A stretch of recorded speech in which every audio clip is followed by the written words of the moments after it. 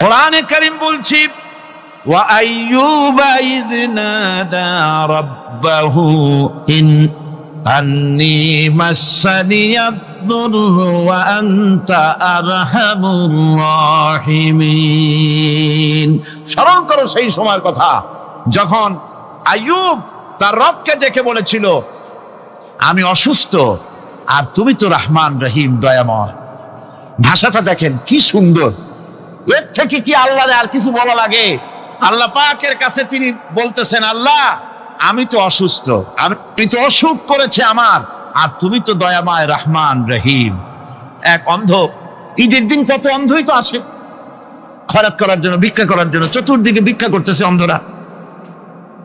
এক অন্ধ ঈদের গেটের কাছে দাঁড়ায় বলতেছে, ভাইরা আজ হচ্ছে ঈদের দিন আর আমি কিছু দেখতে পাচ্ছি না।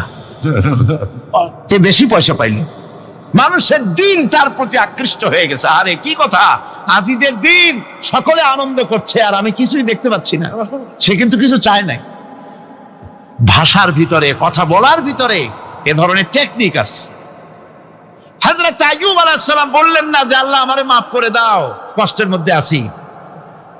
তিনি শুধু বলেছেন, রব্বুল আলামিন আমি অসুস্থ হয়ে পড়েছি, আমার অসুখ করেছে, আর তোমার নাম রহমান রহিম। এতটুকু কথা বলেছেন। আল্লাহ রাব্বুল আলামিনের দরজায়, তার দরবারে আইয়ুব আলাইহিস সালামের ডাক চলে গেছে। যায় নাই? কোন অসুবিধা আছে নাকি? কোন অসুবিধা নাই। পানির তলা দিয়া যদি কেউ ডাক দেয়, পাহাড়ের ভিতরে বসে যদি কেউ ডাক দেয়, আল্লাহ রাব্বুল আলামিন তা শুনতে পান। ইউনূস আলাইহিস সালাম মাছের পেটে বসে চিৎকার মেরেছিলেন, লা ইলাহা ইল্লা আনতা সুবহানাকা ইন্নী কুনতু মিনাজ জালিমিন।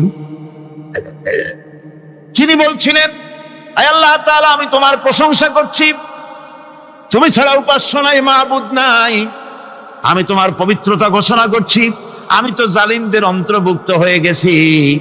বাস এতটুকুন কথাই বলেছেন।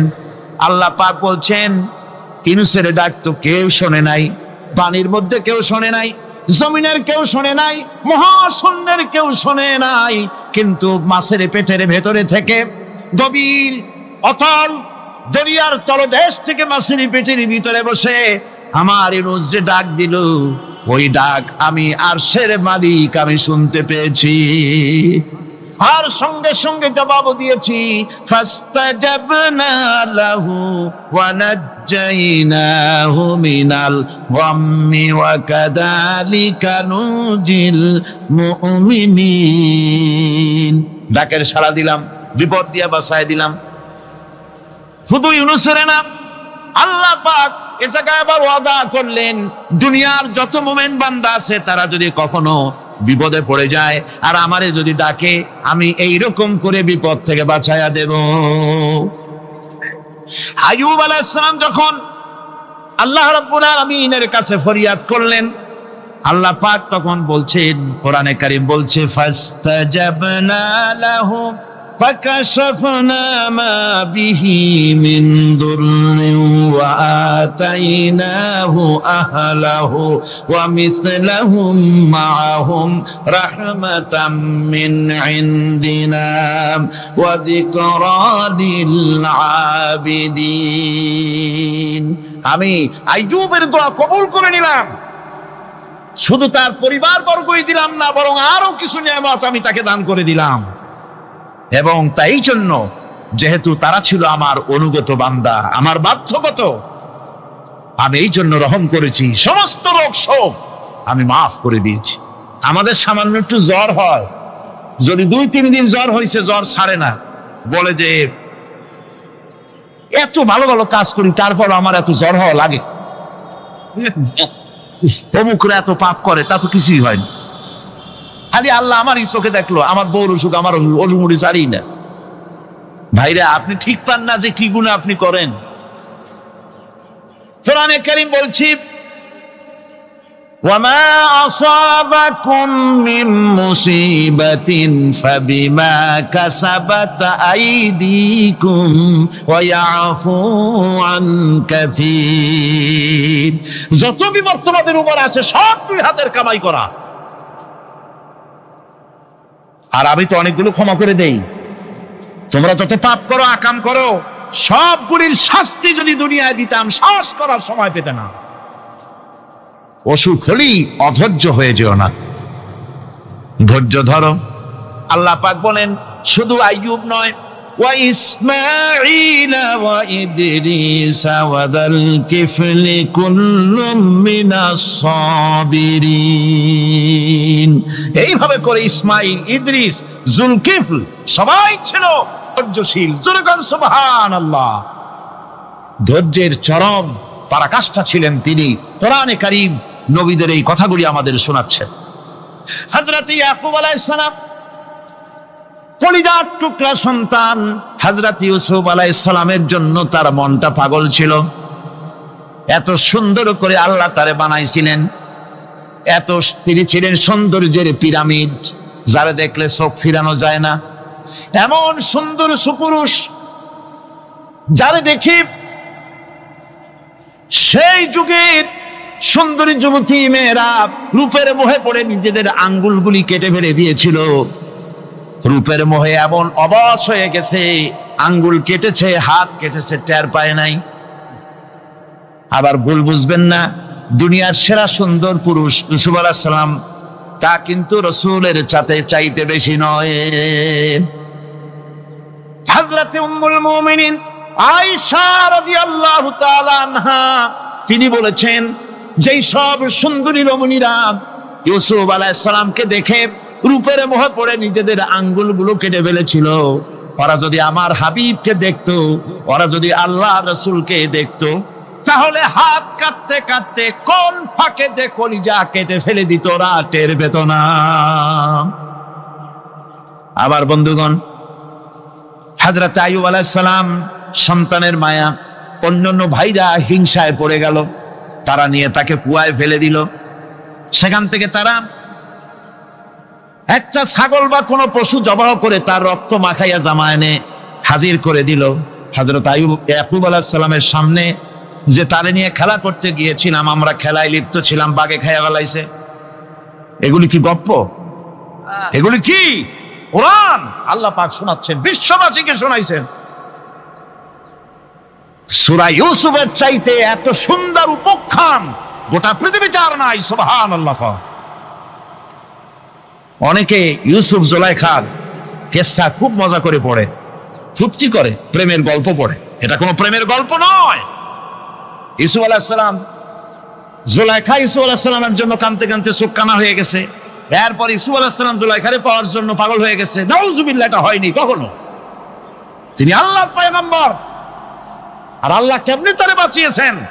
যখন জুলাইখা ঘরের ভিতরে সুন্দর করে যৌন উন্মাদনামূলক চিত্র অঙ্কিত করে ঘরের মধ্যে আটকায় দিয়েছে, তালা লাগায় দিয়েছে, আর নিজে যৌন উদ্দীপক কাপড় চোপড় পরেছে না পরার মতোই।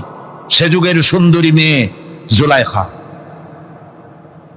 তার কুপ্রবৃত্তিকে চরিতার্থ করার জন্য আহ্বান করা হয়েছে।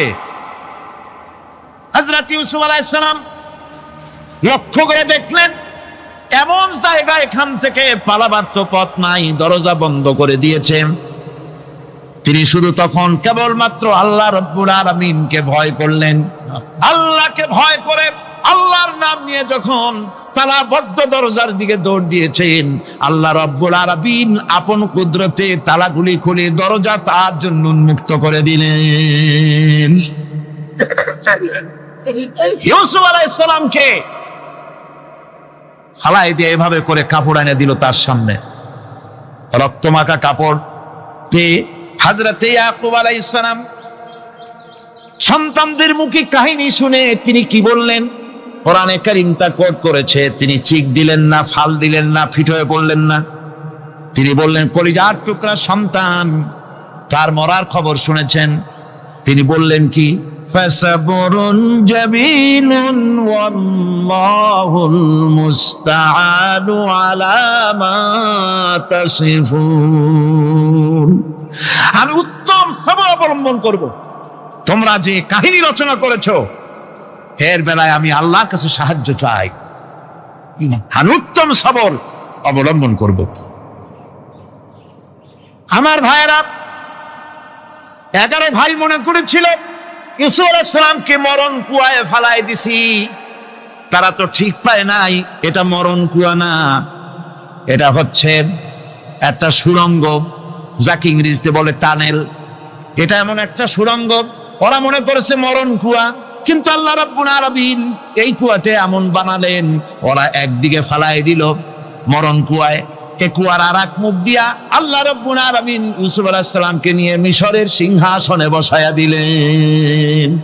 এটা মরণ কুয়া নয়, এটা রাজ সিংহাসনে বসার সুড়ঙ্গ পথ। ইউসুফ আলাইহিস সালাম আজ প্রেসিডেন্ট, সুবহানাল্লাহ, প্রেসিডেন্ট হয়ে বসে আছেন। ওদিকে কেনানে অভাব লেগে গেছে, সেখানকার মানুষেরা সাহায্য নিতে এসেছে, ওই 11 ভাইও আসছে। হযরত ইউসুফ আলাইহিস সালাম দেখেই চিনে ফেলেছে, ওরা কিন্তু তখনও ঠিক পায় নাই। হযরত ইউসুফ আলাইহিস সালাম চিনে ফেলেছেন, এখন কি করা উচিত? সবগুলোকে ঠ্যাং উপরের দিকে উঠাইয়া তারপরে সমানে ধোলাই দেওয়াই তো স্বাভাবিক ছিল, আমাদের মতো মানুষ হইলে, ঠিক কিনা? ঠিক তো বলবেনি, অভ্যাস তো এটাই। হযরত ইউসুফ আলাইহিস সালাম তাদের সামনে পরিচয় দিলেন। তারা যখন বুঝতে পারল, লজ্জায় তাদের মাথা হেট হয়ে গেল। হযরত তার এক তো লজ্জা, আর 2 নম্বরের ভয়, জান নিয়া কেনানে কেউ ফিরে যাইতে পারবো না। এখন অবস্থা হয়েছে যে জীবনই যায় নাকি এখানে। হযরত ইউসুফ আলাইহিস সালাম ভাইদের এই করুণ দুরবস্থা বুঝতে পারলেন, বুঝে চরম ধৈর্য ধরে তিনি কি বললেন? তিনি বললেন, লা তাসরিবা আলাইকুমুল ইয়াউম। ও ভাইরা, তোমাদের বিরুদ্ধে আমার কোনো ক্ষোভ নাই, দুঃখ নাই, বিদ্বেষ নাই, হিংসা নাই, আল্লাহর রাস্তায় মাফ করে দিলাম। আল্লাহু আকবার, সুবহানাল্লাহ। এর নাম পয়গম্বর। এর নাম কি? পয়গম্বর। কিসের লেনিন, কিসের মার্কস? জওয়ানেরা, ভুল পথে মানুষ চলেছিল, আলহামদুলিল্লাহ আল্লাহ এগুলোরে ডাস্টবিনে ফালাই দিছে। কারণ আলহামদুলিল্লাহ, আলহামদুলিল্লাহ। পয়গম্বর কারে বলে? কারে বলে পয়গম্বর? কি চরিত্র! রাসূল করিম সাল্লাল্লাহু আলাইহি ওয়াসাল্লাম, তাকে একজন সাহাবী বলছিলেন, হুজুর বলছেন এই কামটা করলা না কেন? সাহাবী বললেন, হুজুর আপনি যদি চোখের ইশারায় বলতেন, মুখ দিয়ে না কইয়া, তাও তো আমি কামটা করে ফেলতাম, আমি তো বুঝি নাই। হুজুর বললেন, চোখের ঠারে ঠারে কাজ করা নবুয়তের শান নয়। আল ওয়াদুহু ওয়াস সারাহা, নবীরা যা করেন তা ডাইরেক্ট, কোনো বক্রতা নাই, স্পষ্ট কথা। আমার ভাইরা, হযরত ইউসুফ আলাইহিস সালাম বিনিয়ামিনকে কাছে নিয়ে পরিচয় দিলেন তার ভাইদের সামনে। কোরআনে কারীম বলছে, ক্বালা আনা ইউসুফ ওয়া হাদা আখি قد من الله علينا إنه من يتقي ويصبر فإن الله لا يضيع أجر المحسنين। আমি ইউসুফ আর এই হচ্ছে আমার ভাই। আল্লাহ আমাদের উপর ইহসান করেছেন। প্রকৃতপক্ষে যারা আল্লাহকে ভয় করে এবং সবর এখতিয়ার করে, আল্লাহ এভাবে তাদেরকে, তাদের আমলকে নিষ্ফল হতে দেন না। আমার এই জামাটা নিয়ে যাও। হযরত ইয়াকুব আলাইহিস সালাম, কলিজার টুকরা সন্তান ইউসুফ আলাইহিস সালামের বিরহ যন্ত্রণায় ছেলেকে কতদিন দেখে না, কাঁদতে কাঁদতে চোখ দুটো অন্ধ হয়ে গেছে। মিশর থেকে কেনানের দিকে জামা রওনা হয়েছে। কোথায় মিশর, কোথায় কেনান? জামা যখন রওনা হয়ে গেছে, হযরত ইয়াকুব বলতেছেন, আমি যেন আমার ইউসুফের গন্ধ নাকে পেতেছি। জামা চলে এলো, চোখের উপরে রাখলেন, আল্লাহ রাব্বুল আলামিন তাকে চক্ষুষ্মান বানায়া দিলেন। ভাইরা আমার, পয়গম্বররা সবর করে গোটা দুনিয়ার মানুষের সামনে দৃষ্টান্ত সেট করেছেন সবর কারে হয়। আমার ভাইরা, হযরত ইব্রাহিম আলাইহিস সালামের কথা আল্লাহ পাক কোরআনে কারিমে বলছেন সবর কারে কয়, দেখো শেখো সবর কারে কয়। আল্লাহ পাক বললেন, ইব্রাহিম তোমার বিবি আর তোমার নবজাতক এই সন্তানকে রেখে আসো মক্কা নগরীতে। তিনি চলে গেলেন, সেখানে ঘর নাই, বাড়ি নাই, কিচ্ছু নাই, চতুর্দিকে ধুধু বালু আর মরুভূমি। হযরতে হাজরা বলছেন, ইব্রাহিম সামান্য পানি আর খাবার দিয়া আমার সন্তান শুদ্ধ এখানে রেখে দিতেছো, আমি কি অপরাধ করেছি? কোনো জবাব নাই। দুইবার তিনবার বলার পরে হাজরা বলছেন, ইব্রাহিম গো, তবে কি আমার আল্লাহর হুকুম মতো আমারে রেখে যাচ্ছ নাকি? হযরত ইব্রাহিম আকাশের দিকে আঙ্গুল উঁচু করলেন। কথা বলবেন, বাক শক্তি বেরোচ্ছে না।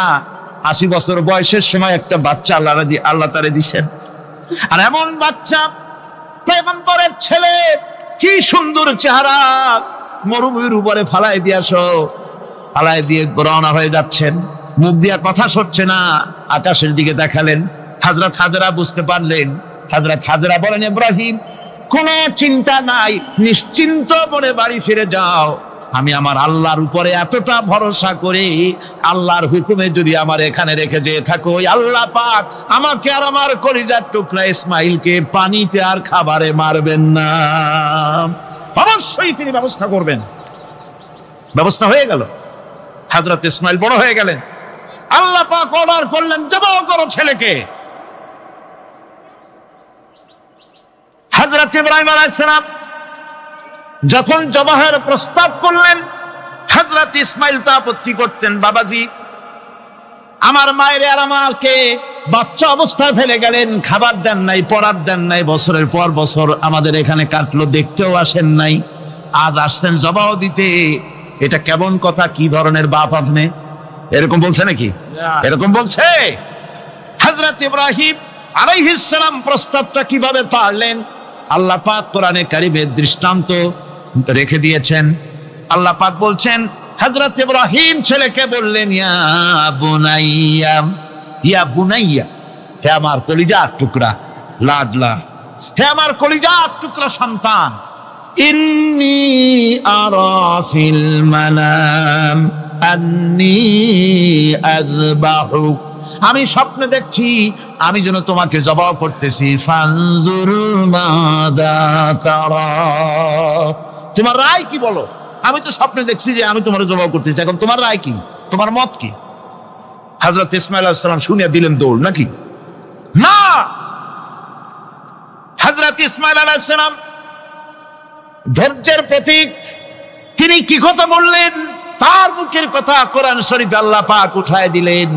হযরত ইসমাঈল বললেন, ইয়া আবাতি ফাআল মা তু'মারু সাতাজিদুনি ইনশাআল্লাহু মিনাস সাবিরিন, হে আমার পিতা, আপনি যে ব্যাপারে আদিষ্ট হয়েছেন আপনি তা পালন করুন, অবশ্যই আমাকে ধৈর্যধারীদের মধ্যে পাওয়া যাবেন। সুবহানাল্লাহ। এক বর্ণনায় এসেছে, হযরত ইসমাঈল বললেন, আব্বাজান আমি ধৈর্যধারীদের ভিতরে আমারে পাবেন, তবে জবাহ করার আগে আমার হাত পাটা একটু বেঁধে নেন, কারণ জবাহের যন্ত্রণায় আপনার গায়ে যদি আমার হাত পা লেগে যায় তো বেয়াদবি হয়ে যেতে পারে। আর আমি মরে আমার জবাহ হয়ে যাওয়ার পর আমার রক্ত মাখা জামাটা নিয়া আমার মা হাজেরারে দিবেন, কারণ তাকে মা বলবার মতো আর তো কেউ নাই। হযরত ইব্রাহিম তাকে বাঁধবার জন্য প্রস্তুতি নিলেন। হযরত ইসমাঈল বলছেন, আব্বাজান বাঁধবেন না, বাঁধার প্রয়োজন নাই। বলে, কেন? একবার বাঁধতে বললে আবার তুমি নিষেধ করছো কেন? ছেলে বলছেন, আব্বাজান বাঁধবো না এই জন্যে, হয়তো কিয়ামতেই প্রশ্ন উঠতে পারে যে আল্লাহর হুকুমে রাজি ছিল না বলে হাত পা বাঁধা জবাহ করছে। আমি এই সুযোগ দিব না, আপনি জবাহ করেন, আমি এতটুকু নড়াচড়া করব না। ধৈর্যের চরম প্রতীক। হযরতে ইসমাঈল আলাইহিস সালাম দেখাই দিয়েছেন ধৈর্য কারে কয়। আমার বন্ধুগণ, এই পৃথিবীর সবচাইতে ধৈর্যের বড় প্রতীক হতেছেন ইমামুল মুরসালিন, আশরাফুল আম্বিয়া, সাইয়্যিদুল মুরসালিন জনাবে মুহাম্মাদুর রাসূলুল্লাহ সাল্লাল্লাহু আলাইহি ওয়াসাল্লাম। আমার বন্ধুগণ, সবচাইতে বড় ধৈর্যের প্রতীক তিনি। কাউকে একটা গালি দেন নাই জীবনে, কাউকে ঠাট্টা করেন নাই, কাউকে মারেন নাই, কারো মনে দুঃখ দেন নাই। তিনি দুঃখ পেয়েছেন, তিনি কাউকে দুঃখ দেন নাই। তিনি কষ্ট পেয়েছেন, কাউকে কষ্ট দেন নাই। আমার ভাইয়েরা, তায়েফের ময়দান, আমার নিজের চোখে তায়েফে যেদিন আমি তায়েফ দেখলাম, আমি তায়েফে ঢুকেছি, জীবনে কোনোদিন যাই নাই। রমজান মোবারকে আমি সেখানে গেলাম, আমাকে বসার জন্য তারা নিয়ে যাবে। আমি বললাম আগে বসবো না, আমারে আগে নিয়ে যাও, আমার নবীকে কোন জায়গায় ওরা মেরেছিল সে জায়গাটা দেখাও। তায়েফের সেই গলিতে যখন আমি গিয়েছি, দুই দিকে পাহাড় দাঁড়ানো, তায়েফের লোক আমার সাথে ছিল, তারা বলল এই জায়গাটা প্রথম যেখানে চতুর্দিক থেকে নবীজিকে পাথর মারছিল আর আল্লাহর নবী বেহুশ হয়ে পড়ে গিয়েছিলেন। 3টা দিন না খাওয়া, হযরতে খাদিজা নাই, আবু তালিব নাই, মক্কায় জায়গা নাই পা রাখার। নবীজি 3টা দিন ঘুরলেন। নেতারা বলল তুমি যদি নবী হবে তো এতিম হলে কেন? আল্লাহ নবী বানাবার জন্য কি একটা ধনী মানুষ পায় নাই? তোমার মতো এতিম আর গরিবের নবী বানাইলো কেন? আল্লাহ নবী 3 দিন পর যখন দেখলেন কেউ দাওয়াত শোনে না, কেউ মানে না, কেউ গ্রহণ করে না, তখন তিনি নেতাদের অনুরোধ করলেন ঠিক আছে দাওয়াত তো কবুল করলে না, তবে একটা কাজ করো, অন্তত আমি যে তায়েফে আসছিলাম এই খবরটা মক্কায় দিও না, ওরা আরো অত্যাচার বাড়ায় দেবে। এই কাফিরগুলি খবর তো মক্কায় পাঠালো আর সমস্ত যুবকদেরকে লেলিয়ে দিল। যুবকেরা চতুর্দিকে দাঁড়াইছে, রাসূলকে পাথর মারা শুরু করে দিল। আমি যখন রেল লাইনের থেকে হাঁটি, যখন রেল লাইন কোনো সময় দেখি, রেলের পাথরগুলি, রেল লাইনের পাথরগুলি দেখলে আমার মাথায় যেন কেন তায়েফের কথা বলে এসে যায়। আরে মানুষের গায়ে পাথর মারলে কি অবস্থার সৃষ্টি হয়? পাথর নূরের শরীর, রহমতের শরীর, কিটি কিটি রক্ত ঝরছে। নবীজিকে জোর করে উঠাইয়া জবরদস্তি করে হাঁটার জন্য তারা ধাক্কা মারতেছে। আবার কিছুদিন গিয়ে নবীজি আবার বেহুশ হয়ে পড়েছেন, এইখান থেকে আবার উঠাইছে, আবার ধাক্কা মারতেছে। 3 নম্বরের আর একটা জায়গা আছে যেখানে ভাঙ্গা একটা মসজিদ। তায়েফের লোকেরা আমাকে বলল এই জায়গাটা হলো শেষ জায়গা যেখানে রাসূল করিম 3য়-বারের মতো বেহুশ হয়েছিলেন, এখানেই হুজুরের রক্ত ঝরেছে বেশি। 2 রাকাত নামাজ পড়লাম, সিজদায় পড়ে এমন কান্না কাঁদলাম আল্লাহর কাছে। নবীজি যখন হুঁশ এসেছে, হযরতে জিবরাইল বলেন ইয়া রাসূলুল্লাহ, আপনার এই কষ্ট দেখে ফেরেশতারা কাঁদতেছে, আপনি অনুমতি দিয়ে দেন এই 2 পাহাড়কে মিলাইয়া সমস্ত তায়েফবাসী কাফেরগুলি মাটির সাথে মিশাইয়া দেই। নবীজি বললেন জিবরাইল, আমি যদি হুকুম করি আর আমার হুকুম মতো যদি এই কাম করো, একটা কাফেরও যদি না বাঁচে তাহলে কার মুখে পৌঁছাবো লা ইলাহা ইল্লাল্লাহু মুহাম্মাদুর রাসূলুল্লাহ। আমার ভাইরা, হযরত সাল্লাল্লাহু আলাইহি ওয়াসাল্লাম উঠে বসলেন। এমন সময় হযরতে যায়েদ শরীরের রক্তগুলি মুছে দিতেছেন। হযরত সাল্লাল্লাহু আলাইহি ওয়াসাল্লাম বসে 2খানা হাত উত্তোলন করলেন। নবীজির চোখ থেকে পানি গড়ায় পড়তেছে। আরে কেউ নাই, আল্লাহ ছাড়া কেউ নাই সাহায্য করার। নবীজি হাত তুলে মোনাজাত করতেছেন, চোখ দিয়া পানি পড়ে দাড়ি ভিজে পড়তেছে, গায়ে দিয়া রক্ত ঝরতেছে। নবীজি কি দোয়াটা করলেন? বদদোয়া করলেন না, গজব দিতে বললেন না। নবীজি দোয়া করলেন রব্বুল আলামিন, এই তায়েফের লোকেরা আজকে আমার সাথে যে ব্যবহারটা করেছে, ওরা বোঝে নাই যে আমি তোমার নবী, ওরা বোঝে নাই যে আমি তোমার রাসূল, না বুঝে আমার উপরে যে অত্যাচারটা করলো, আল্লাহ তুমি এই জন্য রাগ করে এই তায়েফে তুমি গজব দিও না।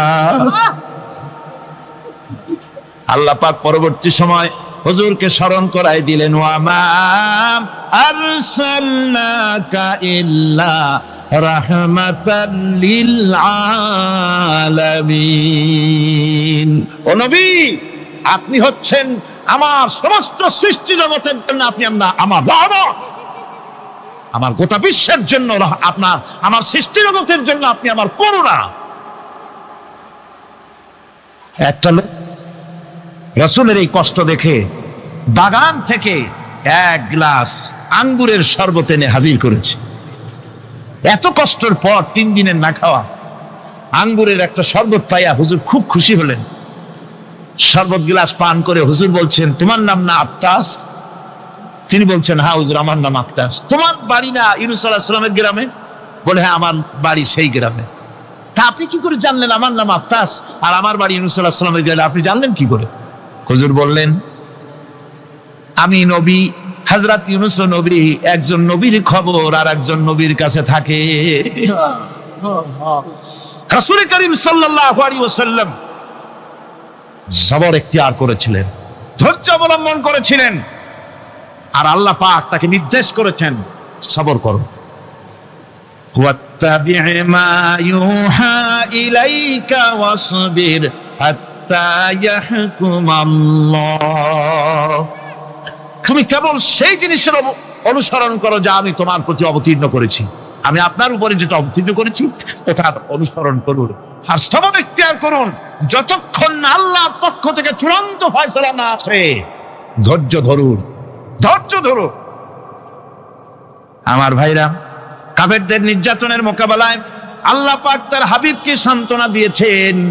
যখন কাফেররা নির্যাতন করতেছে, হারে হযরতে বেলাল নির্যাতিত, হযরতে সুমাইয়া নির্যাতিতা, হযরতে খাব্বাব, হযরতে খুবাইব, হযরতে আম্মার রিদওয়ানুল্লাহি তাআলা আলাইহিম আজমাইন, এত মার হতেছে। হযরতে ওমর হযরতে খাব্বাব রাদিয়াল্লাহু তাআলা আনহুকে খোলা গায়ে দেখে বলছিলেন, খাব্বাব রে, তোমার পিঠে এত গর্ত কেন? এত গর্তওয়ালা পিঠ তো আমি মানুষের দেখি নাই, এত চিকুন কোমরওয়ালা মানুষও তো দেখি নাই। তিনি বলেছেন, ওমর, তুমি কি ভুলে গেছো? ইসলাম কবুল করার অপরাধী কাফির বেঈমানেরা আগুন জ্বালায়া আংটা আগুনের উপরে আমাকে চিৎ করে শোয়াছে। আমি যেন নড়াচড়া করতে না পারি সেজন্য আমার বুকের উপরে পাথর চাপা দিয়ে রেখেছিল। গায়ের চর্বি আর রক্ত গলে গলে পড়ে আগুন নিবেছে, আর আগুন গোশত পুড়ে যে পিঠের মধ্যে প্রবেশ করেছিল আজও পর্যন্ত পিঠের সেই গর্ত সেরে যায় নাই। এভাবে অত্যাচার হচ্ছিল সাহাবীদের উপর। আল্লাহ রাব্বুল আলামিন তার হাবিবকে সান্ত্বনা দিলেন, ওয়াসবির ওয়া মা সাবরুকা ইল্লা বিল্লাহি ওয়া লা তাহজান আলাইহিম ওয়া লা তাকু ফি যায়কিম মিম্মা ইয়ামকুরুন। হে রাসূল, সবরের সাথে কাজ করতে থাকুন। আপনার এই সবরের তৌফিক তো আল্লাহই দিয়েছেন, আর ওদের সমস্ত ষড়যন্ত্র, ওদের অপকৌশলে আপনি দুঃখিত হবেন না, চিন্তা করবেন না, ভারাক্রান্ত হবেন না। আপনি নিশ্চিত থাকুন। ওয়াসবির লিহুকমি রাব্বিকা ফাইন্নাকা বিআয়ুনিনা। হে নবী, আপনার রবের চূড়ান্ত ফয়সালা আসা পর্যন্ত ধৈর্য ধারণ করুন। আপনি তো আমার চোখের সামনে। সুবহানাল্লাহ, সুবহানাল্লাহ। আপনি আমার চোখের সামনে। কে আপনাকে কি করবে আমি দেখবো না? সুবহানাল্লাহ। মন্ত্রী যদি, এই সলিমুদ্দিন মার্কা মন্ত্রী যত আছে, এই মন্ত্রীরা যদি ব্যথাতে ভয় কিসে? আমি তোকে দেখছি না? সাহসটা কেমন বাড়ে, কেমন বাড়ে সাহস। আরে কোনো মন্ত্রী ছাতা মাথা না, কোন প্রেসিডেন্ট রাজা বাদশা না, আকাশ আর জমিনের মালিক আমার আল্লাহ রাব্বুল আলামিন বলছেন, হাবিব, কোনো চিন্তা নাই, আপনি আমার চোখের সামনে। ওরা চায় আপনাকে দুনিয়া থেকে মিটাই দিতে, আর আমি চাই ওয়ারাফানা লাকা যিকরাক, আপনার প্রশংসা তো হবে গোটা বিশ্ব জুড়ে, সর্বত্র ছড়িয়ে যাবে আপনার নাম। সুবহানাল্লাহ বিহামদিহি। আল্লাহ পাক অন্যত্র বলেছেন, ওয়ালাকাদ কুযযিবাত রুসুলুম মিন ক্বাবলিকা ফাসাবারু আলা মা কুযযিবু ওয়া উযু হাত্তা আতাহুম নাসরুনা। হে মুহাম্মদ সাল্লাল্লাহু আলাইহি ওয়াসাল্লাম, আপনার পূর্বে অসংখ্য নবী রাসূল এই পৃথিবীতে আসছে এবং জুলুম আর নির্যাতনের শিকার তারা হয়েছেন। অবশেষে তাদের প্রতি আল্লাহর সাহায্য এসেছে। সুতরাং আপনাকেও ধৈর্য ধারণ করতে হবে। ধৈর্য ছাড়া কোনো পথ নাই। ধৈর্য আপনাকে ধারণ করতেই হবে। আর এই ধৈর্য ধারণ করলে পরে আল্লাহর চূড়ান্ত ফয়সালা আসবে, তখন আল্লাহ পাক মেহেরবানি করবেন। আমার ভাইয়েরা, এই ধৈর্য পৃথিবীর সমস্ত পয়গম্বরেরা ধৈর্য অবলম্বন করেছেন, কখনো অধৈর্য হন না। দিন কায়েমের সংগ্রামে নবী রাসূলগণ দারুণ ভাবে সবর ইখতিয়ার করেছেন। বৃদ্ধবাদীদের সকল রকমের নির্যাতন, অপকৌশল, ষড়যন্ত্র, এই সব কিছু মোকাবেলা করেছেন ধৈর্যের নীতি অবলম্বন করি। কখনো ধৈর্যচ্যুতি তাদের মধ্যে ঘটেনি, বরং আল্লাহ রাব্বুল আলামিন তাদের প্রতি সন্তুষ্ট হয়েছেন। যারা এই ধৈর্য ধরেছে তাদের উপরে সন্তুষ্ট হয়ে আল্লাহ রাব্বুল আলামিন বলেছেন, ওয়া কাআইয়্যিম মিন নাবিয়্যিন কাতালা মাআহু রিব্বিয়ুনা কাসীর। এর আগে অনেক নবী এসেছিলেন যাদের সাথে বহু আল্লাহওয়ালা লোক লড়াই করেছেন। ফামা ওয়াহানু লিমা আসাবাহুম ফি সাবিলিল্লাহি ওয়া মা যাআফু ওয়া মাস্তাকানু। আল্লাহর পথে তাদের উপর যত বিপদ এসেছিল তারা হতাশ হয়ে পড়েন নাই, দুর্বলতা দেখাননি, বাতিলের সামনে মাথাও নত করেন। ওয়াল্লাহু ইউহিব্বুস সাবিরিন। আর আল্লাহ পাক ধৈর্যশীল যারা, তাদেরকে আল্লাহ পাক ভালোবাসেন। আমার ভাইরা, ধৈর্যের পরিচয় রাসূল করিম সাল্লাল্লাহু আলাইহি ওয়াসাল্লাম উহুদের ময়দানে যখন আক্রান্ত হয়ে গেলেন, চতুর্দিকে কাফেররা ঘিরে ধরেছে, বাঁচার কোনো পথ নাই। সাহাবায়ে কিরাম রাসূলকে পাহারা দিলেন। যারা রাসূলকে পাহারা দিতে দাঁড়াইছেন, জীবন দিয়া পাহারা দিতে দাঁড়ায় গেছে, রাসূলের দিকে মুখ দিয়া, পিঠটা বাইরের দিকে দিয়ে রাসূলকে পাহারা দেওয়া শুরু করেছেন। হুজুরকে পাহারা দিতে যারা দাঁড়িয়েছিলেন, কাফের কর্তৃক নিক্ষিপ্ত কি তীরগুলি এসে যখন বিঁধতেছিল, শুধু একজন সাহাবী হযরত তালহার পিঠের ভিতরে রাসূলকে হেফাজতের জন্য 80টা তীর একজনের পিঠের মধ্যে দিয়ে ঢুকেছে। এক অসতর্ক মুহূর্তে নবীজির দান্দান মোবারক শহীদ হয়ে গেল, শিরস্থান ভেঙে গেল, লোহার কড়া প্রবিষ্ট হয়ে গেল কপালের ভিতরে। হুজুর মাথা ঘুরে পড়ে গেলেন। হযরত আবু উবাইদা রাদিয়াল্লাহু তাআলা আনহু হুজুরের মস্তক মোবারককে কোলে করে নিয়ে তারপরে বহু কষ্ট করে মাথা থেকে লোহার কড়া বের করলেন। এবার ওই কড়ার ছিদ্র দিয়ে রক্ত আসতেছে, মুখ দিয়ে রক্ত পড়তেছে, দাড়ি ভিজে যাচ্ছে। বুখারী শরীফে এসেছে, আল্লাহর নবী দুইখানা হাত নিজের চেহারার উপরে মলে আনে টাটকা রক্ত চোখের সামনে দেখে বলছেন, আহারে, এই কওমের ফালাত কি করে হবে, এই কওমের মুক্তি কি করে হবে, এই কওমের নাজাত কি করে হবে, যে কওম তার নবীর চেহারা রক্ত দিয়ে আল্লাহ বানাইয়া দিল।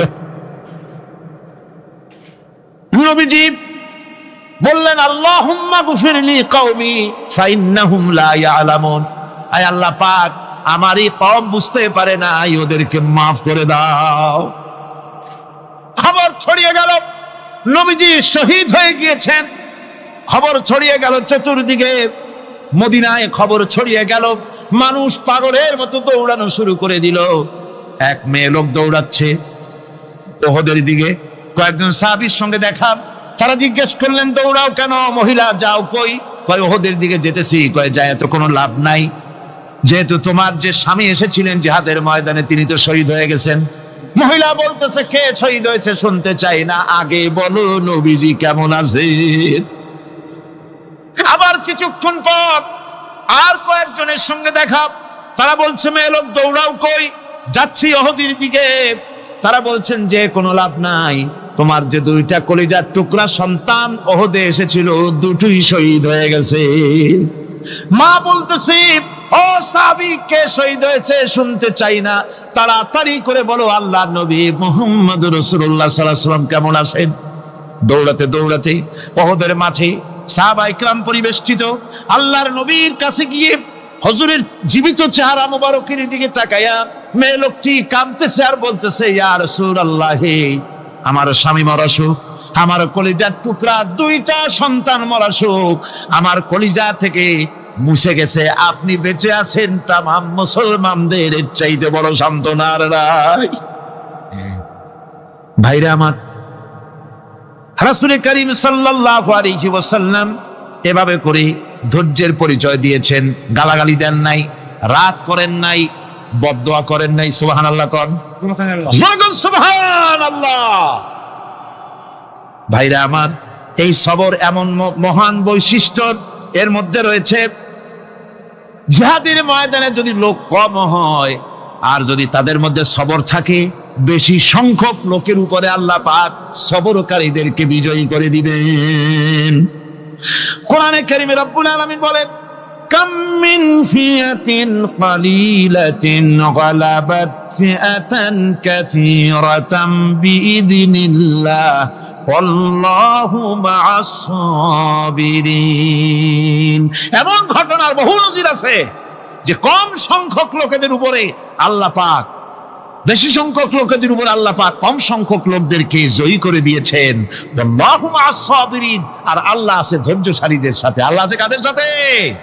দেখেন না বদরের কামটা, বদরের ময়দান, 313 জন মুসলমান, অস্ত্রপাতি নাই, সামান্য সামান্য অস্ত্র, আর কাফেরেরা এসছে হাজারেরও বেশি।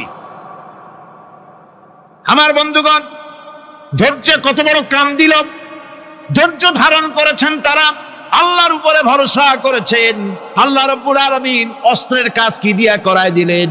একজন সাহাবী এসে বলছেন, হুজুর, জিহাদের ময়দান, ইসলামের প্রথম জিহাদ, আমার কাছে তো অস্ত্র নাই, মেহেরবানি করে একটা অস্ত্র আমারে দেন, আমি লাফায় পড়ি জিহাদের মধ্যে। হুজুর বলেন, অস্ত্র তো আমার কাছে নাই, দিবটা কি? সাহাবী বলছেন, হুজুর, অস্ত্র না থাকে যা পারেন তাই দেন, আপনার হাত দিয়ে যা দিবেন আমি দাঁড়ায় থাকতে পারবো না, জিহাদে আমাকে শরীক হতেই হবে। নবীজি কাছে পেলেন একখানা শুকনা খেজুরের ডালখানা তুলে সাহাবীর হাতে তুলে দিলেন। সাহাবী বলেন, রাসূলের হাতের দেওয়া শুকনা খেজুরের ডালটা নিয়ে আমি যখন কাফেরদের ভিড়ের মধ্যে ঝাঁপায় পড়ে যখন শুকনা খেজুরের ডাল দিয়ে আঘাত দিলাম, তখন ধারালো তরবারে দিয়ে আঘাত করলে যে কাম হয়, শুকনা খেজুরের ডালের আঘাতে কাফের দ্বিখণ্ডিত হয়ে জমিনে পড়ে গেল। ভাইরা আমার, আল্লাহ রাব্বুল আলামিন সবর যারা করে, সংখ্যা যদি কম হয়, আল্লাহ পাক তাদেরকে বিজয়ী করে দেবেন, এই ওয়াদা আল্লাহ রাব্বুল আলামিন করেছেন। এই সবরের গুণ ছাড়া জান্নাতেও প্রবেশ করা যাবে না। সবর যদি না থাকে বেহেশতে যাওয়া যাবে না। ভালো করে মনে রাখেন, আল্লাহ পাক বলছেন, আম্মা হাসিবতুম আন তাদখুলুল জান্নাতা ওয়া লাম্মা ইয়া'লামিল্লাহুল্লাযীনা জাহাদু মিনকুম ওয়া ইয়া'লামাস সাবিরিন। তোমরা কি মনে করেছো এমনি বেহেশতে চলে যাবা? এটা কি মামু বাড়ির আবদার নাকি? এমনি বেহেশতে চলে যাবা? অথচ আল্লাহ রাব্বুল আলামিন এখনো দেখেন নেননি যে তোমাদের মধ্যে কারা জিহাদ করতে প্রস্তুত, কারা তোমাদের মধ্যে জিহাদ করে জান দেওয়ার জন্য প্রস্তুত, আর কারা ধৈর্যধারী, এটা তো আল্লাহ এখনো দেখে নেন নাই। সুতরাং হক এবং বাতিলের সংগ্রামে লিপ্ত হতে হবে। আল্লাহ দেখতে চান কারা জীবন দিতে চায়। সুতরাং ইসলামী আন্দোলনে যারা শরীক হবে, তাদের বিপদ এবং মুসিবত দিয়ে আল্লাহ রাব্বুল আলামিন তাদের সাহসিকতা এবং ধৈর্যের পরীক্ষা নিবেন। কোরআনে কারীম বলছে, ওয়ালানাবলুয়ান্নাকুম হাত্তা না'লামাল মুজাহিদিনা মিনকুম ওয়াস-সাবিরিনা ওয়া নাবলুয়া আখবারাকুম। অবশ্যই আমি তোমাদেরকে পরীক্ষার সম্মুখীন করব, আর তোমাদের মধ্যে সত্যিকার মুজাহিদ, দৃঢ়তা অবলম্বনকারী কারা, আমি তা দেখব। এরা যেন আমি দেখে নিতে পারি, সেই জন্য আমি বিপদ এবং মুসিবতের মধ্যে তোমাদের ফেলবো। ধৈর্যধারীদের উপরে আমার রহমত অবশ্যই থাকবে। খবর এমন এক সম্পদ যা ধারণ করলে পরে আল্লাহ রাব্বুল আলামিন রাষ্ট্রীয় ক্ষমতা দান করে দেন। কোন সুবহানাল্লাহ, জোরে কোন সুবহানাল্লাহ। ধৈর্য ধারণ করলে আল্লাহ রাষ্ট্রের মতো বিরাট নিয়ামত আল্লাহ হাতে তুলে দিবেন। তার প্রমাণ কোরআন শরীফ আল্লাহ বলছেন, বনি ইসরাইলরা মিশর থেকে যখন বহিষ্কার হয়ে গেল, তাদের যখন পা রাখার কোনো জায়গা থাকলো না, বনি ইসরাইলরা মিশর থেকে যখন বহিষ্কার হয়ে গেল, এরপরে আল্লাহ পাক তারা যখন ধৈর্য অবলম্বন করলো, আল্লাহ পাক তাদের ব্যাপারে বলছেন, ওয়া আওরাসনাল কওমাল্লাযীনা কানু ইউসতাদআফুনা মাশারিকাল আরদি ওয়া মাগারিবাহা আল্লাতী বারাকনা ফিহা। আর তাদের স্থলে আমি নির্যাতিত লোকদেরকে প্রতিষ্ঠিত করলাম। পশ্চিম এবং উত্তরের তাদেরকে আমি পশ্চিম এবং পশ্চিম এবং পূর্বের উত্তরাধিকারী তাদেরকে বানায় দিলাম। বিরাট এলাকা তাদের হাতে আমি তুলে দিলাম। ওয়া তাম্মাত কালিমাতু রাব্বিকাল হুসনা আলা বানি ইসরাঈলা বিমা সাবারু। আর এভাবে করে আল্লাহ পাক তার কথাকে পূর্ণ করলেন বনি ইসরাইলদের উপরে। সবর এখতিয়ার করার জন্য, ধৈর্য ধরার কারণে আল্লাহ পাক রাষ্ট্রের মালিক তাদের বানায় দিলেন। যেরকম সুবহানাল্লাহ। সবর যদি করা হয়, কেউ যুদ্ধ যদি বাদে, যদি জাহাজ শুরু হয়ে যায়, আল্লাহ পাক বলেছেন ফেরেশতা দিয়ে সাহায্য করবে। যদি সবর থাকে, তোমাদের সবর থাকলে আল্লাহ কি দিয়ে সাহায্য করবেন? ফেরেশতা।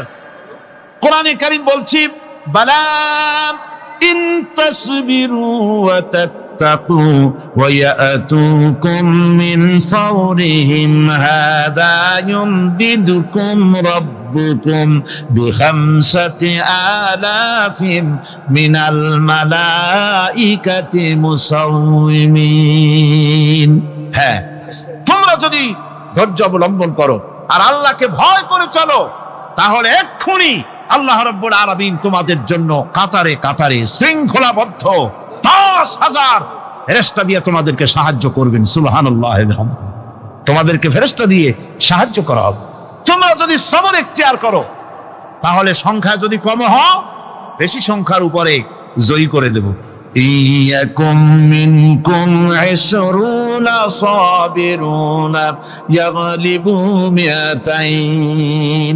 যদি তোমাদের ভিতরে ধৈর্যশীল 20 জন হয়, আমি 200 কাফেরের বিরুদ্ধে তোমাদেরকে জয়ী করে দেব। সুবহানাল্লাহ। তোমরা যদি হও ধৈর্যশীল 20 জন, 200 কাফেরের উপরে তোমরা জয়যুক্ত হয়ে যাবে। আর বিপদ আর মুসিবতে যারা ধৈর্য ধরে, তাদের জন্য আল্লাহর পক্ষ থেকে সুসংবাদ। সুসংবাদ কাদের জন্য? ধৈর্যধারীদের জন্য। কোরআনে কারীম বলছে, ওয়াবাশশিরিস সাবিরিনাল্লাযীনা ইযা আসাবাতহুম মুসিবাতুন ক্বালু ইন্না লিল্লাহি ওয়া ইন্না ইলাইহি রাজিউন। সুসংবাদ সেই সব ধৈর্যশালীদের জন্য যারা নাকি বিপদ এবং মুসিবতে আসলে যারা বলে, কি বলে? পড়েন আমার সাথে, ইন্না লিল্লাহি ওয়া ইন্না ইলাইহি রাজিউন। এটা শুধু আমাদের লোকেরা কেউ মরলে পড়ে, এটা শুধু মরার সময় নয়, বরং যে কোনো বিপদ আর মুসিবত এলে মুমিন বান্দা যারা, তারা কি পড়বে? ইন্না লিল্লাহি ওয়া ইন্না ইলাইহি রাজিউন। নিশ্চয়ই নিশ্চয়ই আমরা আল্লাহর জন্য এবং আমাদের সকলকেই আল্লাহর কাছে ফিরে যেতে হবে, প্রত্যাবর্তিত হতে হবে। সবরকারীদের জন্য রয়েছে জান্নাতের সুউচ্চ সম্মানের জায়গা। জান্নাতে সবচেয়ে সম্মানজনক জায়গা আল্লাহ রাব্বুল আলামিন ধৈর্যশালীদেরকে দান করবেন। কোরআনে কারীম বলছে, উলাইকা ইউজসাউনাল গুরফাতা বিমা সাবারু ওয়া ইউলাক্কাউনা ফিহা তাহিয়াতাও ওয়া সালামা। এরা হলো সেই সব লোক যাদেরকে প্রদান করা হবে বেহেশতের সুউচ্চ মঞ্জিল, কারণ তারা সবর এখতিয়ার করেছিল, তারা সবর করছিল, এই জন্য বেহেশতের সবচাইতে ভালো জায়গা তাদের দেওয়া হবে। কোন আলহামদুলিল্লাহ, জোরে কোন আলহামদুলিল্লাহ। এবং জান্নাতে সবরকারীদেরকে সম্বর্ধনা দেওয়া হবে, সম্বর্ধনা দেওয়া হবে। খালিদিনা ফিহা হাসুনাত মুস্তাকাররাও ওয়া মুকামা। চিরদিন তারা জান্নাতের ভেতরে বসবাস করবে এবং কতই না সুন্দর, কতই না উত্তম জায়গা সবরকারীদের জন্য আল্লাহ বেহেশতের মধ্যে রেখে যাবেন। জান্নাতে প্রবেশ করার সাথে সাথে চতুর্দিক থেকে ফেরেশতারা ছুটে আসবে সবরকারীদের জন্য। ওয়াল মালাইকাতু ইয়াদখুলুনা আলাইহিম মিন কুল্লি বাব। চতুর্দিক থেকে ফেরেশতারা তাদেরকে ইস্তেকবাল করবে, কি বলবে? সালামুন আলাইকুম বিমা সাবারতুম ফানি'মা উকবাদ-দার। তোমাদের প্রতি শান্তি বর্ষিত হোক, কারণ তোমরা পৃথিবীতে সবর অবলম্বন করেছিল। কতই না উত্তম জায়গা, কতই না সুন্দর জায়গা আল্লাহ রাব্বুল আলামিন সবরের বিনিময় তোমাদেরকে দান করেছেন। সুতরাং এই সবর হচ্ছে মুসলমানদের জন্য সবচেয়ে বড় নিয়ামত। আজ আমার তো মনে হয় পৃথিবীতে মুসলমানরাই সবচেয়ে বেসবর। ট্রেনে যাবে, বসা নিয়ে বেসবর, টিকিট নিয়ে বেসবর, বাসের মধ্যে বেসবর, বাজারে যাবে বেসবর, স্কুলে যাবে বেসবর, যেখানে যান সব জায়গায় আমরা বেশি অধৈর্য, ঠিক কিনা কর? সামান্য সামান্য জিনিস নিয়ে ঝগড়া করা, মারামারি করা, এই হচ্ছে আমাদের ট্র্যাডিশন। ধৈর্য অবলম্বন করতে হবে জীবনের সকল ক্ষেত্রে। এই ধৈর্য আমাদেরকে রক্ষা করতে হবে। এই ধরনের ধৈর্য যদি আমরা অবলম্বন করতে পারি, তাহলে আল্লাহ পাক বলছেন উলাইকাল্লাযীনা সাদাকু ওয়া উলাইকা হুমুল মুত্তাকুন। এরাই হলো ঈমানের দাবিতে সত্যবাদী। কোন আলহামদুলিল্লাহ। কারা কারা? না না, শুধু সবরকারী না। এই যে 10টা পয়েন্ট বলা হলো, কয়টা পয়েন্ট বলা হয়েছে? 10টি পয়েন্ট। সেই 10টি পয়েন্ট যারা পালন করবে এরা হলো ঈমানের দাবিতে সত্যবাদী, আর এরাই হচ্ছে প্রকৃতপক্ষের মুত্তাকি। আমরা মুত্তাকি বুঝি দাঁতে ছাতা, দাড়ি টাড়ি আশ্রয় না, জাব্বা জুব্বা গায়ে দিয়ে কোনো জায়গায় পড়ে থাকে। হ্যাঁ, এটা বড় মুত্তাকি, খুব পরহেজগার। সালাত সত্তর যদি পড়ে তাহলে তো আরো বড় পরহেজগার।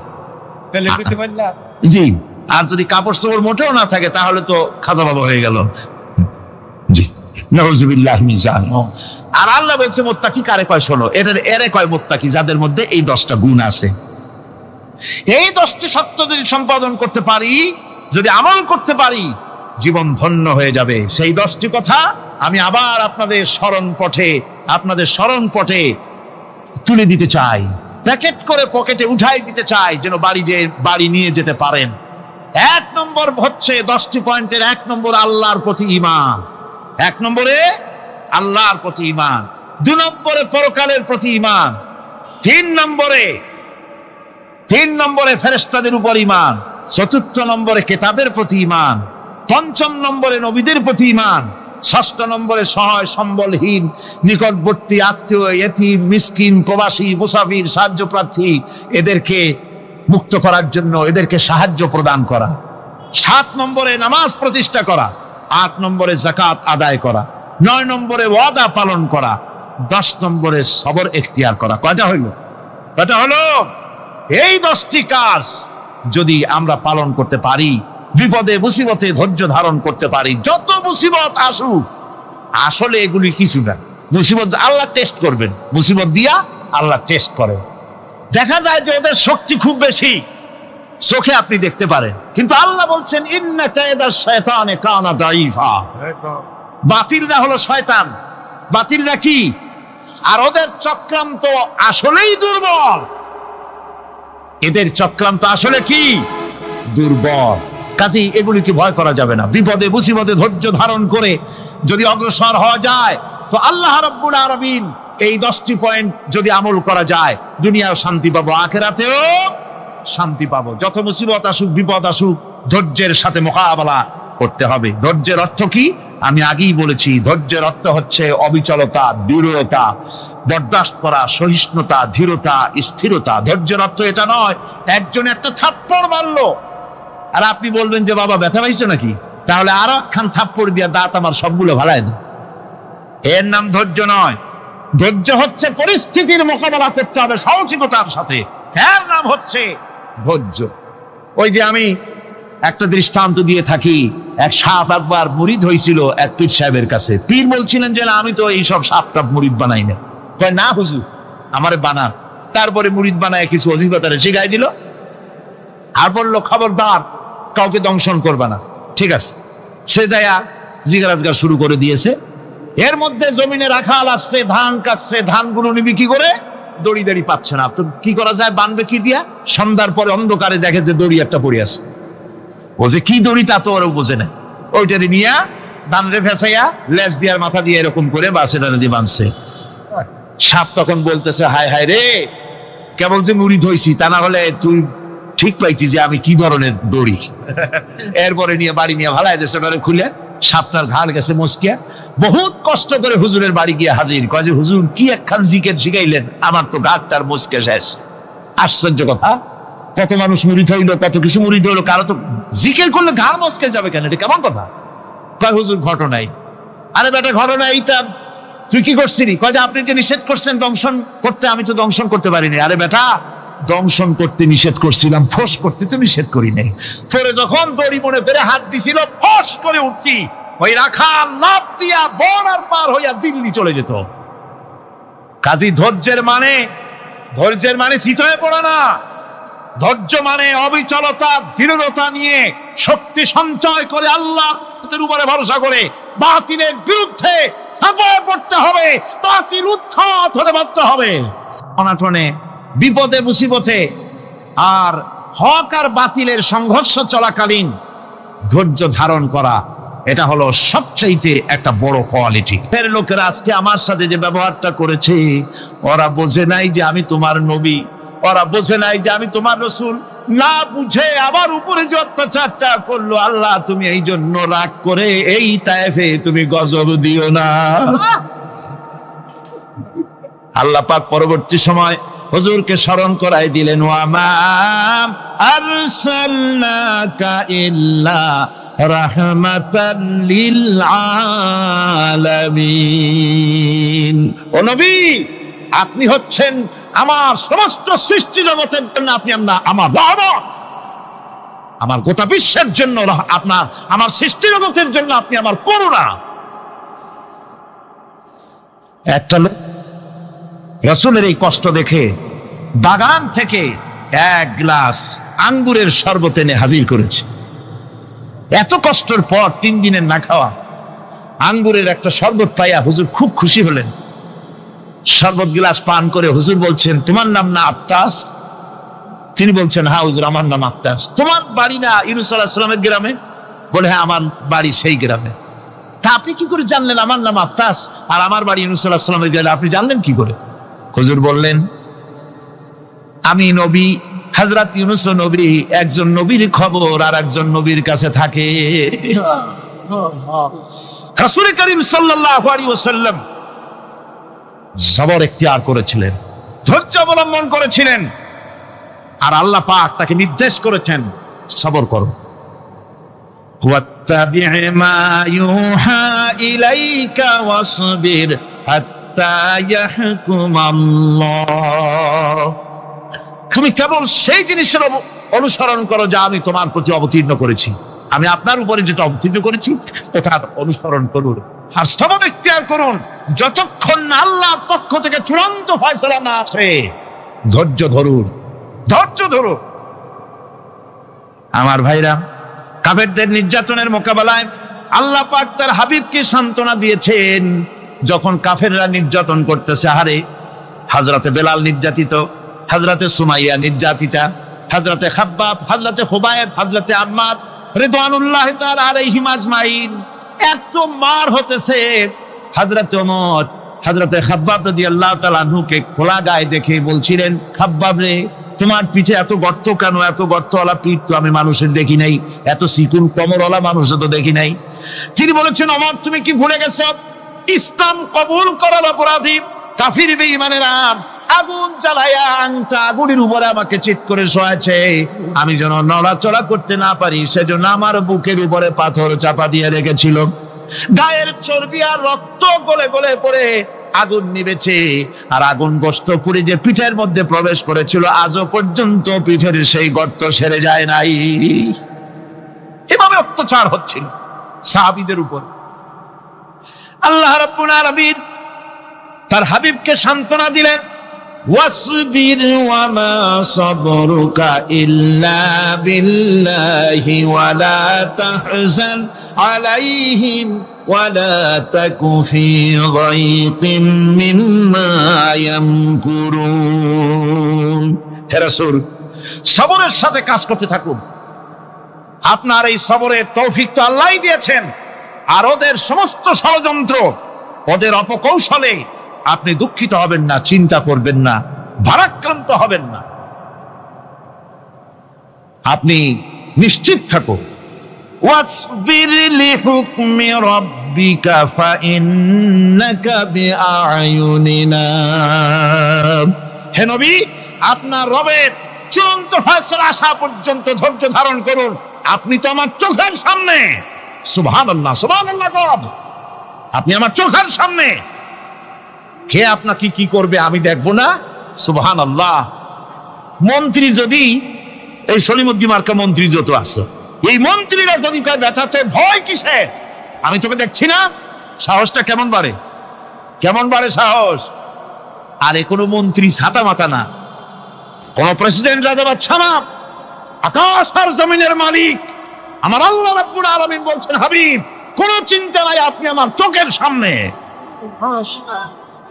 ওরা চায় আপনাকে দুনিয়া থেকে মিটাই দিতে, আর আমি চাই ওয়ারাফানা লাকা যিকরাক, আপনার প্রশংসা তো হবে গোটা বিশ্ব জুড়ে, সর্বত্র ছড়িয়ে যাবে আপনার নাম। সুবহানাল্লাহ বিহামদিহি।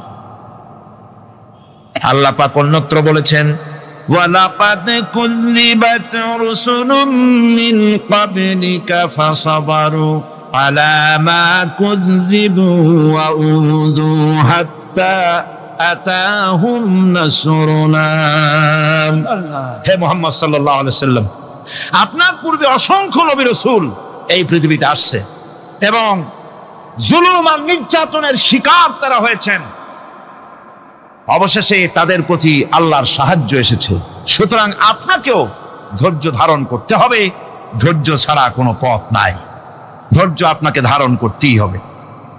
আর এই ধৈর্য ধারণ করলে পরে আল্লাহর চূড়ান্ত ফয়সালা আসবে, তখন আল্লাহ পাক মেহেরবানি করবে। আমার ভাইরা, এই ধৈর্য পৃথিবীর সমস্ত পয়গম্বরেরা ধৈর্য অবলম্বন করেছেন, কখনো অধৈর্য হন নাই। দিন কায়েমের সংগ্রামে নবী রাসূলগণ দারুণ ভাবে সবর ইখতিয়ার করেছেন। বৃদ্ধবাদীদের সকল রকমের নির্যাতন, অপকৌশল, ষড়যন্ত্র, এই সব কিছু মোকাবেলা করেছেন ধৈর্যের নীতি অবলম্বন করি। কখনো ধৈর্যচ্যুতি তাদের মধ্যে ঘটেনি, বরং আল্লাহ রাব্বুল আলামিন তাদের প্রতি সন্তুষ্ট হয়েছেন। যারা এই ধৈর্য ধরেছে তাদের উপরে সন্তুষ্ট হয়ে আল্লাহ রাব্বুল আলামিন বলেছেন, ওয়া কাআইয়্যিম মিন নাবিয়্যিন কাতালা মাআহু রিব্বিয়ুনা কাসীর। এর আগে অনেক নবী এসেছিলেন যাদের সাথে বহু আল্লাহওয়ালা লোক লড়াই করেছেন। فما وهنوا لما أصابهم في سبيل الله وما ضعفوا وما استكانوا। আল্লাহর পথে তাদের উপর যত বিপদ এসেছিল তারা হতাশ হয়ে পড়েন নাই, দুর্বলতা দেখাননি, বাতিলের সামনে মাথাও নত করেন। ওয়াল্লাহু ইউহিব্বুস সাবিরিন। আর আল্লাহ পাক ধৈর্যশীল যারা, তাদেরকে আল্লাহ পাক ভালোবাসেন। আমার ভাইরা, ধৈর্যের পরিচয় রাসূল করিম সাল্লাল্লাহু আলাইহি ওয়াসাল্লাম উহুদের ময়দানে যখন আক্রান্ত হয়ে গেলেন, চতুর্দিকে কাফেররা ঘিরে ধরেছে, বাঁচার কোনো পথ নাই। সাহাবায়ে কেরাম রাসূলকে পাহারা দিলেন। যারা রাসূলকে পাহারা দিতে দাঁড়ায়ছেন, জীবন দিয়া পাহারা দিতে দাঁড়ায় গেছে, রাসূলের দিকে মুখ দিয়া, পিঠটা বাইরের দিকে দিয়ে রাসূলকে পাহারা দেওয়া শুরু করেছেন।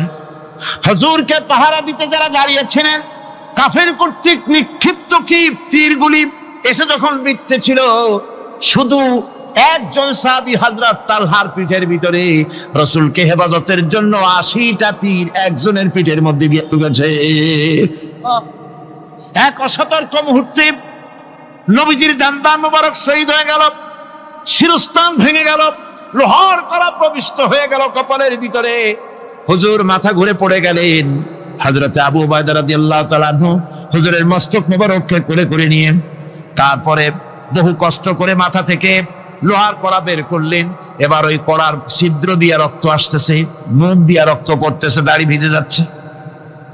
বুখারী শরীফে এসেছে আল্লাহর নবী দুইখানা হাত নিজের চেহারার উপরে মলে এনে টাটকা রক্ত চোখের সামনে দেখে বলছেন, আহারে এই কওমের ফালা কি করে হবে, এই কওমের মুক্তি কি করে হবে, এই কওমের নাজাত কি করে হবে, যে কওম তার নবীর চেহারা রক্ত দিয়ে আল্লাহ বানাইয়া দিল। নবীজি বললেন, আল্লাহুম্মা গফিরলি কওমি ফাইন্নাহুম লা ইয়ালামুন। আয় আল্লাহ পাক, আমার এই কওম বুঝতে পারে না, ওদেরকে মাফ করে দাও। খবর ছড়িয়ে গেল নবীজি শহীদ হয়ে গিয়েছেন। খবর ছড়িয়ে গেল চতুর্দিকে, মদিনায় খবর ছড়িয়ে গেল। মানুষ পাগলের মতো দৌড়ানো শুরু করে দিল। এক মেয়ে লোক দৌড়াচ্ছে ওহদের দিকে। কয়েকজন সাহাবীর সঙ্গে দেখা, তারা জিজ্ঞেস করলেন, দৌড়াও কেন মহিলা, যাও কই? কয় ওহদের দিকে যেতেছি। কয় যায় তো কোনো লাভ নাই, যেহেতু তোমার যে স্বামী এসেছিলেন জিহাদের ময়দানে তিনি তো শহীদ হয়ে গেছেন। মহিলা বলতেছে, কে শহীদ হয়েছে শুনতে চাই না, আগে বলো নবীজি কেমন আছেন। আবার কিছুক্ষণ পর আর কয়েকজনের সঙ্গে দেখা, তারা বলছে, মেয়ে লোক দৌড়াও কই? যাচ্ছি ওহদের দিকে।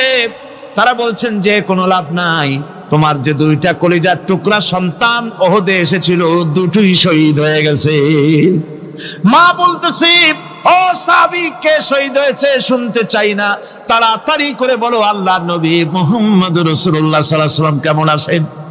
দৌড়াতে দৌড়াতে ওহদের মাঠে সাহাবায়ে কেরাম পরিবেষ্টিত।